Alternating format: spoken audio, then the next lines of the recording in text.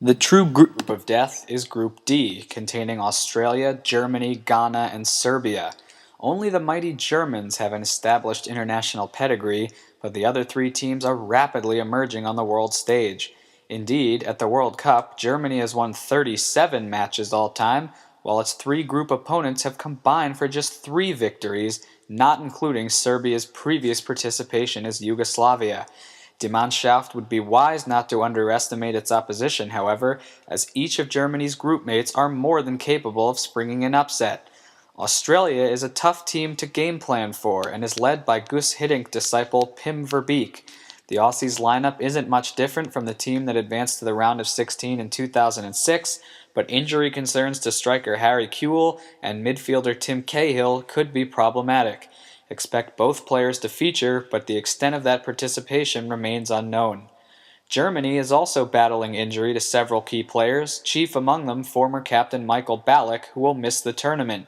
In his stead, a crop of young talent has stepped in and given Germany a new, quicker dimension. While he can't replace Ballack's experience or leadership, Sami Khedira is an excellent substitute for the fallen star and is more than capable of playing the holding midfield role. Winger Mesut Ozil could be the breakout youngster of the tournament as he possesses great vision and skill. Marco Marin and Kaká will be looking to make names for themselves as well, and they may be given the chance up front if strikers Miroslav Klose and Lukas Podolski continue to struggle. Ghana, too, have been coping with injury to a key player as midfielder Michael Essien was recently ruled out of the World Cup. As the youngest team in the tournament, Ghana will surely miss Essien's veteran leadership, but they still have several players to lean on in his place. Inter Milan's Soli Muntari is a huge talent, and striker Asamoah Gyan has been brilliant form this year. Ghana shouldn't be sold short just because Essien is gone. This team might be young, but they have played together an awful lot through qualifying and the 2010 African Cup of Nations, in which Ghana placed second. Serbia is the healthiest team in Group D and has a ton of talent on paper. Manchester United's Nemanja Vidic and Chelsea's Branislav Ivanovic lend their skills to the backline, while Inter Milan's Dejan Stankovic rules the midfield. Up front, the 6'8 striker Nikola Zigic provides Serbia with a huge target on crosses and set pieces. Serbia looked good in qualifying, but has struggled in recent friendlies. Can the Eagles turn it around before the World Cup? Let's find out and get to the predictions. Aside from Germany, I believe any team could advance from this group just as easily as they could finish fourth. There's just not much separating these squads. That having been said, I predict that Ghana will place last in this arrangement. 2010 seems to have come too late for Ghana's aging generation and too early for the myriad of young talents on this team. By 2014, Ghana could actually be among the tournament dark horses, but without Essien, it's going to be hard to make it out of this brutal group alive. The battle for second and third should come down to Serbia and Australia, two tough-tackling, grinded-out squads.